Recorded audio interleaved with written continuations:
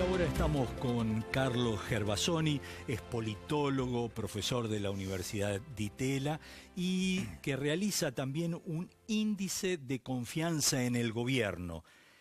Carlos, ¿cuál es en este momento ese índice? ¿Muy bajo? Es bajo, no diría muy bajo, está en el momento más bajo de Cambiemos, Ajá. pero Cambiemos ha tenido una confianza en el gobierno relativamente alta. Para ponerlo en perspectiva, bastante superior a la del primero y segundo gobierno de Cristina, un poco inferior a la del gobierno de Néstor Kirchner, ¿no? Este índice se viene compilando desde hace mucho tiempo, Sí. así que nos permite ese tipo de comparaciones. El gobierno de Cambiemos empezó muy alto en confianza, bajó, recuperó mucho para las elecciones del 2017 y con la turbulencia económica del año pasado y de este año ha venido bajando, con lo cual el dato de marzo, que es el más reciente que tenemos, fue el más bajo de toda la serie de Cambiemos, ¿no? Y si comparamos esto con la intención de voto, ¿tiene algo que ver? ¿Pensás que hay alguna correlatividad? ¿Lo vieron antes con otros gobiernos? Sí, hay alguna correlación, pero no es lo mismo. Porque algo que es bastante fácil de entender, la confianza en el gobierno está evaluando obviamente al gobierno, pero no evalúa la oposición, ¿no? Y cuando la gente toma decisiones de voto, tiene que elegir entre opciones. Entonces, lo que este índice y creo que otras mediciones de opinión pública muestran es un descenso en la confianza, en la opinión, en el apoyo al gobierno nacional, sin que haya un descenso tan fuerte de la intención de voto.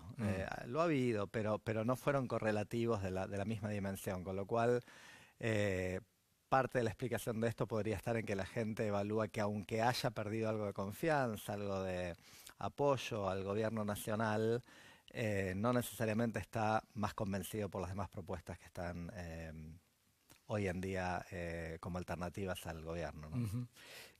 Pasando a otro tema, esta semana o hace unos pocos días escribiste un artículo que trajo bastante polémica, decías que la raíz del subdesarrollo está, o una de las raíces del subdesarrollo, está en el caudillismo de las provincias, estos caudillos que se perpetúan en el poder. ¿Por qué?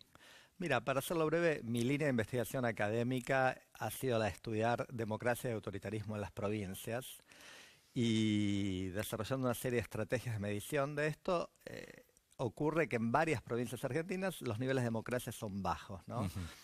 Santiago del Estero, San Luis, Formosa, La Rioja, Santa Cruz, te diría, son 5 de los casos más problemáticos desde el punto de vista de cuán democráticos son. Y uno nota que en estas provincias, tanto la información estadística como el trabajo de campo que uno hace por allí, realmente lo que ocurre es que son provincias donde el Estado, provincial me refiero, domina todo. Hay muchísimo dinero en el Estado, sea por coparticipación federal, por recursos naturales como puede ser el petróleo en Santa Cruz, pero realmente la sociedad vive del Estado. Sí. Al revés de aquella famosa fórmula de que no hay representación sin impuestos, ¿no? Acá pasa al contrario, realmente no hay impuestos provinciales y el gobierno vive de recursos nacionales que llegan y la gente vive de empleo público, planes sociales, muy poca actividad privada. Sí. Entonces, ¿Y esto a qué lleva? Claro, el comentario era, esto digamos, es un tema que está bastante bien descrito en algunos de los trabajos que vengo publicando al respecto, pero el punto del artículo que vos mencionás es que algunas de las élites provinciales de estas provincias menos democráticas han dominado la política nacional argentina. Y con esto quiero decir Néstor Kirchner, que era el gobernador de una de las provincias menos democráticas de la Argentina, y Carlos Menem, que también era el gobernador de una de las provincias menos democráticas de la Argentina.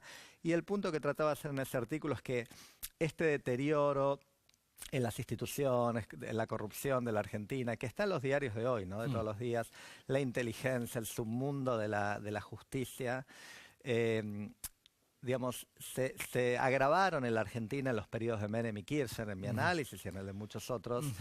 Y parte de esto podría tener su raíz en el hecho de que antes de ser presidentes, ellos estaban acostumbrados a gobernar en provincias donde hay muy poco control del poder, donde las Cortes Supremas Provinciales eran todos amigos de Néstor y de Carlos. Y entonces, cuando estos gobernadores, no de Santa Fe, no de Córdoba, no de Buenos Aires, los de La Rioja y Santa Cruz, o uno podría pensar hoy de Formosa, si Fran fuera presidente, no es candidato, pero digamos, ¿qué ocurre? Bueno, y tratan de gobernar como gobernaron en sus provincias. Entonces, el punto era que cuando las élites provinciales de las provincias menos democráticas llegan al poder nacional, y eso ha ocurrido bastante en la Argentina, es posible que traigan con ellas los vicios de corrupción, abuso de poder, falta de democracia que tenían en sus provincias. Por supuesto. Gracias, Carlos. Gracias a vos.